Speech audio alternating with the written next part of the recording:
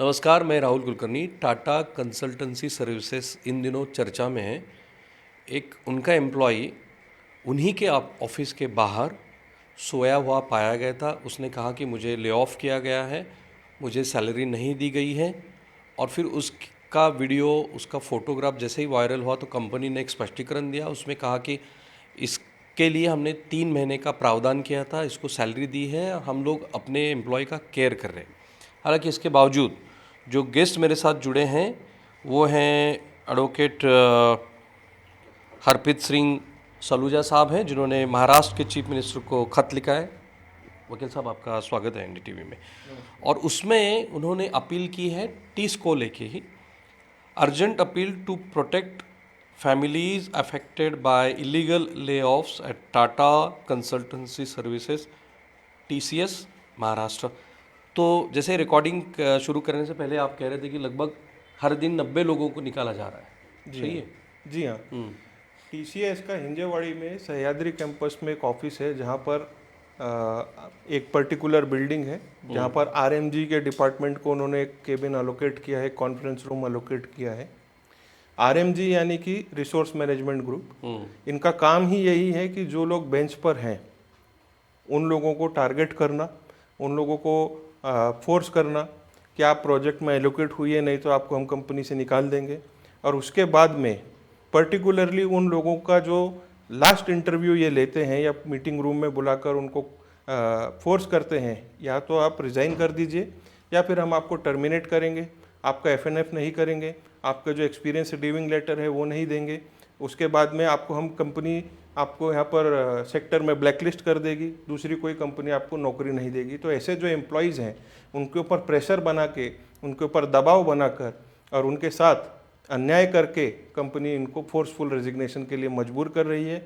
डर के कारण, भय के कारण एम्प्लॉयज़ जो हैं वो एचआर और इस आरएमजी के ग्रुप के चलते, इनके अन्याय के चलते वो रिज़ाइन करके कंपनी से बाहर हो रहे हैं। अच्छा, ये मुझे बताइए कितने दिनों से चल रहा है एक, और आपके पास लोग कैसे आए जिसके बाद आपने ये अपील की? और चूंकि आप एडवोकेट हैं तो क्या हाईकोर्ट में भी आपने गुहार लगाई है? जी, इसके लिए मैं आपको बताना चाहूँगा कि जुलाई में एक दिन संडे को टीसीएस कंपनी ने एम्प्लॉयज़ को एब्रप्टली एक ईमेल भेज दिया कि हम रीस्ट्रक्चरिंग के चलते और एआई ट्रांसफॉर्मेशन के लिए हम कंपनी से 12,000 लोगों को कम करेंगे, निकाल देंगे।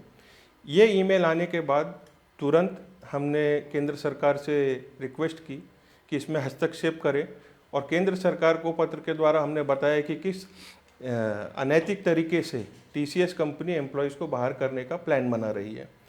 हालांकि इसके पहले जो है टीसीएस इसका पूरा का पूरा ब्लूप्रिंट जो है वो बना चुकी थी। इस लेटर को जारी करने से पहले उन्होंने कंपनी के एम्प्लॉयज़ के पास एक ईमेल भेजा, जिसमें उन्होंने पॉलिसी चेंज के बारे में बताया कि जो आपका बेंच पॉलिसी है वो अब 35 डेज़ का रहेगा। 35 दिन के अंदर अगर आप किसी भी प्रोजेक्ट में एलोकेट नहीं होते हैं तो आपको बाहर का रास्ता दिखा दिया जाएगा। ये एक प्री प्लान्ड तरीका था कंपनी ने, जो फोर्सफुल रेजिग्नेशन के लिए एम्प्लॉयज़ के ऊपर दबाव बनाया। जो लोग प्रोजेक्ट में एलोकेटेड थे उनको प्रोजेक्ट से निकाल दिया गया, और जो लोग इंटरव्यू शेड्यूल करने की कोशिश कर रहे थे उनके इंटरव्यू शेड्यूल ही नहीं किए प्रोजेक्ट्स के लिए। फिर जैसे ही उनके 35 डेज पूरे हुए, उसके एक हफ्ते पहले आरएमजी से उनको फ़ोन आता है, उसके ऊपर दबाव बनाया जाता है। एचआर बोलता है आप प्रोजेक्ट में एलोकेटेड नहीं है, या तो आप 7 दिन में प्रोजेक्ट में एलोकेट होइए, नहीं तो हम आपको टर्मिनेट कर देंगे या आपको रिज़ाइन करना पड़ेगा। तो उस दबाव के चलते बहुत से एम्प्लॉयज़ ने रिज़ाइन कर दिया फोर्सफुली, लेकिन वो भी अगर हम कोर्ट में चैलेंज करेंगे तो 100% ये इलीगल टर्मिनेशन का केस है, क्योंकि जो भी लॉ फॉलो करना चाहिए था वो टीसीएस कंपनी ने बिल्कुल भी फॉलो नहीं किया। तो ये लोग आपके पास कैसे आए और फिर आपने क्या काम किया? जी, मेरे पास में जब ये ईमेल आया जुलाई में कंपनी का, तभी मेरे पास में करीबन 70 से 80 ईमेल्स आए थे कि ये एक गलत ईमेल आया है, और एक पैनिक वाला सिचुएशन था कंपनियों में, कंपनी के अंदर एम्प्लॉयज़ के बीच में कि कौन जाएगा कौन नहीं जाएगा, इसके बारे में उनको कुछ पता नहीं था कि किसका नाम है किसका नाम नहीं है, किसको रखेंगे किसको निकालेंगे। बहुत से ऐसे एम्प्लॉयज़ थे जो सोच रहे थे हम मिड लेवल मैनेजमेंट में हैं या सीनियर हैं, या फिर हमने 10-10, 20-20 साल इस कंपनी में काम किया है तो शायद हमारी जॉब सेफ है या हमको नहीं निकाला जाएगा। लेकिन इसके उल्टे कंपनी ने टारगेट उन्हीं लोगों को किया जो सीनियर लेवल पे थे। तो इस प्रॉब्लम के चलते काफ़ी कंप्लेंट्स जब हमारे पास आए तब हमने यूनियन मिनिस्ट्री को अप्रोच किया। यूनियन मिनिस्ट्री ने, जो वहाँ के चीफ लेबर कमिश्नर हैं, उन्होंने एक मीटिंग शेड्यूल की थी टीसीएस और एनआईटीएस के बीच में, जिसमें से टीसीएस उनके सामने नहीं आई और उन्होंने वो मीटिंग को स्किप किया। सिर्फ एक पत्र भेज दिया कि जो भी प्रॉब्लम है वो हम इंटरनली सॉल्व करेंगे। तो उसके बाद में जब हमने केंद्र सरकार को बताया तो उन्होंने कहा कि अप्रोप्रिएट गवर्नमेंट जो है वो महाराष्ट्र गवर्नमेंट है। तो 18 अगस्त को जो लेबर मिनिस्ट्री है, सेंट्रल लेबर मिनिस्ट्री, उन्होंने पत्र भेजा प्रिंसिपल सेक्रेटरी महाराष्ट्र स्टेट को लेबर में, और उन्होंने उनको बोला कि इस मामले में आप हस्तक्षेप कीजिए, इंटरवीन कीजिए और जो पॉसिबल स्टेप्स है, जो करेक्ट स्टेप्स है वो लीजिए, ताकि जो एम्प्लॉयज़ के सेव इंटरेस्ट है वो सेव गार्ड हो सके। अच्छा। पर उसके बाद जब हमने फॉलोअप करने की कोशिश की तो ना वहाँ से कोई स्टेटमेंट हमें प्राप्त हुआ, ना वहाँ से कोई हमें जवाब मिला, ना ही हमने कोई कार्रवाई देखी। इसलिए फिर अभी हमने माननीय देवेंद्र जी को पत्र लिखकर ये बताया है कि ये प्रॉब्लम टीसीएस में चालू है। ठीक है, मैं अपने दर्शकों को ये बता दूं कि कंकरेंट लिस्ट में आता है लेबर लॉज। सेंट्रल गवर्नमेंट भी लॉ बनाते हैं, स्टेट गवर्नमेंट भी लॉ बनाते हैं। जैसे सेकंड रिफॉर्म की बात चलती है तो हर बार बात आती है लेबर लॉ की। वही महाराष्ट्र में भी नए लेबर लॉज बनाए गए हैं और वर्किंग आवर्स बढ़ाए गए हैं। तो इसी के मद्देनज़र केंद्र सरकार ने राज्य सरकार को कहा है और अब वकील साहब ने उनको खत लिखा है। हालांकि वकील साहब का जो 2 पेज वाला खत है उसमें बहुत सी चीज़ें हैं जिसके बारे में हम बात करेंगे, लेकिन टीसीएस की तरफ से एक क्लैरिफिकेशन दिया गया है, वो भी बताना ज़रूरी है। उनका कहना है कि वो जुलाई से रिस्ट्रक्चरिंग कर रहे हैं, वो ग्लोबली कोई कंपटीशन फेस कर रहे हैं, उसके चलते उन्होंने ये रिस्ट्रक्चरिंग की है और हम अपने एम्प्लॉय का हर तरह से ख्याल रखते हैं, ऐसा इनका कहना है। हालांकि वकील साहब अलग बातें बता रहे हैं। तो टीसीएस का जैसे ही ऑफिशियल स्टेटमेंट कोई आता है एनडीटीवी के पास तो हम लोग वो ज़रूर आपको दिखाएंगे। तो वकील साहब, इस लेटर में आपने कहा है कई लोग मेंटली डिस्टर्ब है, कईयों के बच्चों का एजुकेशन रुका है, ईएमआई का सवाल आया है।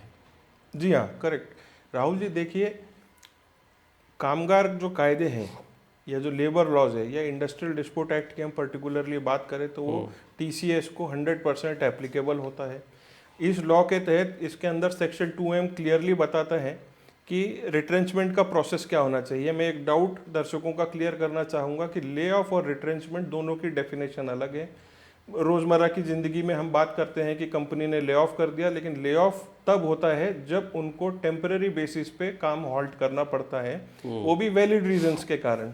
एंड देन वो जितने एम्प्लॉयज़ हैं उनको वापस काम पर थोड़े एक पीरियड के बाद में बुलाया जाता है।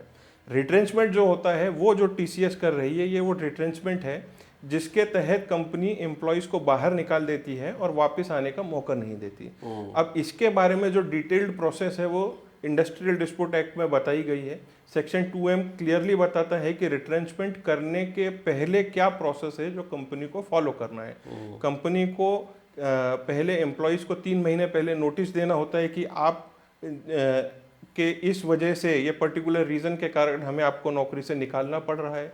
फिर उस लिस्ट के लेके उनको जाना पड़ता है जो डिस्ट्रिक्ट के लेबर डिपार्टमेंट है वहाँ पर, उनसे बातचीत करने के बाद गवर्नमेंट से, अप्रोप्रिएट अथॉरिटी से उनको बताना पड़ता है कि पर्टिकुलर ये रीजंस हैं, इसलिए हम इन एम्प्लॉयज़ को काम से बाहर कर रहे हैं। और वो जब लेबर डिपार्टमेंट है वो एम्प्लॉयर्स की भी बात सुनेगा, एम्प्लॉयज़ का भी पक्ष सुनेगा, एंड देन वो एक ऑर्डर पास करेंगे या डिसीजन पास करेंगे कि आपको परमिशन है रिट्रेंचमेंट की या नहीं है।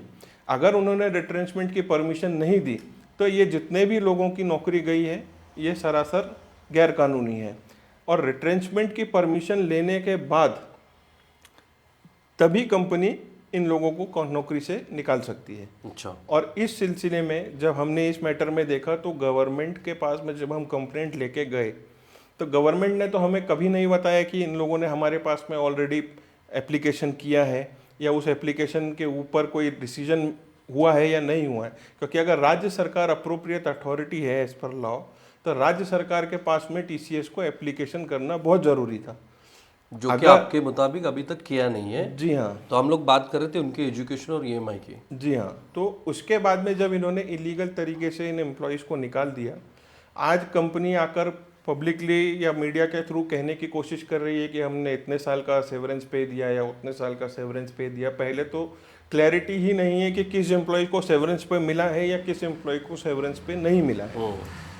अगर किसी एम्प्लॉय को मिला है वेल एंड गुड, अगर नहीं मिला है तो आप उनकी सिचुएशन को समझने की कोशिश कीजिए कि ये एक संवेदनशील प्रक्रिया है कि एक एम्प्लॉय ने आपके पास में 8 साल 10 साल 15 साल काम किया और उसके बाद में आपने इमीडिएटली उनको विथ इमीडिएट इफेक्ट उनको नौकरी से बाहर कर दिया। तो जो उनके फैमिली को ट्रॉमा झेलना पड़ा या उनके बच्चों को, या अगर किसी के घर में बुजुर्ग माँ बाप हैं तो उनका जो मेडिकल का एक्सपेंस होगा या उनका इंश्योरेंस का एक्सपेंस होगा या बच्चों के जो स्कूल की पढ़ाई होगी, या कोई एम्प्लॉई ऐसा होगा जो अपने नॉर्मल सातारा सांगली या दूसरे डिस्ट्रिक्ट्स के यहाँ पे आके काम कर रहे होंगे पूना में, तो अचानक से उनकी फैमिली के ऊपर ये एक बहुत बड़ा बर्डन आ गया है कि जिनके पास में अब जॉब नहीं है, वो थोड़े से पैसे अगर सेवरेंस पे के मिले भी तो वो किसी भी तरीके से जो फैमिली को ट्रॉमा हुआ है या जो एम्प्लॉयज़ फाइनेंशियल डिस्ट्रेस को फेस कर रहे हैं वो उसको कंपनसेट नहीं कर सकता। अच्छा। हालांकि कंपनसेशन के बारे में भी कायदे में प्रावधान है कि अगर परमिशन देती है गवर्नमेंट तो उनको किस हिसाब से उनको कंपनसेट किया जाना चाहिए। सीएम ऑफिसर से कोई आपको रिप्लाई आया है? नहीं, अभी तक तो हमने कोई रिप्लाई प्राप्त नहीं किया है उनसे, लेकिन हम फॉलोअप करने जा रहे हैं, अभी उनसे फॉलोअप करेंगे हम। तो वही फॉलोअप हम भी करेंगे। बहुत बहुत शुक्रिया आपका। जैसे मैंने कहा कि अगर इस पूरे मामले में टीसीएस कुछ कहना चाहती है तो वी आर रेडी। अगर वो कोई क्लैरिफिकेशन देना चाहती है तो हम लोग उनकी बाजू पक्ष उनका ज़रूर रखेंगे। दूसरा, मैं ये प्रयास करना चाहता हूँ कि जो एम्प्लॉयज़ अभी निकाले गए हैं, चूँकि उनके सामने भी दिक्कतें हैं कि टीसीएस ने निकाला है तो और जगह पे जाके उनको जॉब करना है, तो उनका कोई पक्ष है जिस तरीके के मानसिक ट्रॉमा से वो गुजर रहे हैं। लेबर लॉ जो एक्चुअली उनको लागू करना है तो लेबर कमिश्नर क्या कहते हैं वो भी हम लोग दिखाने की कोशिश करेंगे, उनसे भी उनका पक्ष जानेंगे। और जो वकील साहब ने बहुत इंटरेस्टिंग बात मुझे इस इंटरव्यू में कही जो अभी आई नहीं है, उनका कहना है कि जब कोई फ्रेश एम्प्लॉयमेंट जनरेट होती है तो स्टेट गवर्नमेंट हो या सेंट्रल गवर्नमेंट हो, आपको एज ए कंपनी के तौर पे कोई फाइनेंशियल बेनिफिट्स स्टेट गवर्नमेंट और सेंट्रल गवर्नमेंट की तरफ से दिया जाता है क्योंकि आप एम्प्लॉयमेंट जनरेट कर रहे हो। शायद ये इससे भी जुड़ा हुआ मामला है। और हालांकि वकील साहब ने और एक खत मुझे दिखाया जो अमेरिकन सीनेट ने भेजा है, जिसमें टीसीएस को ये सवाल पूछे हैं कि अगर आप इतने बड़े पैमाने पे तौर पे ले ऑफ कर रहे हो, इंट्रेंचमेंट कर रहे हो, तो उसकी वजह क्या है, क्योंकि यहाँ पे तो आपने कहा था कि हम लोग डोमेस्टिक एम्प्लॉयमेंट जनरेट कर रहे हैं। तो कई सारे सवाल है जो टीसीएस को उसके जवाब देने चाहिए। कैमरामैन निकेतन माने के साथ में राहुल कुलकर्णी, एनडीटीवी पुणे।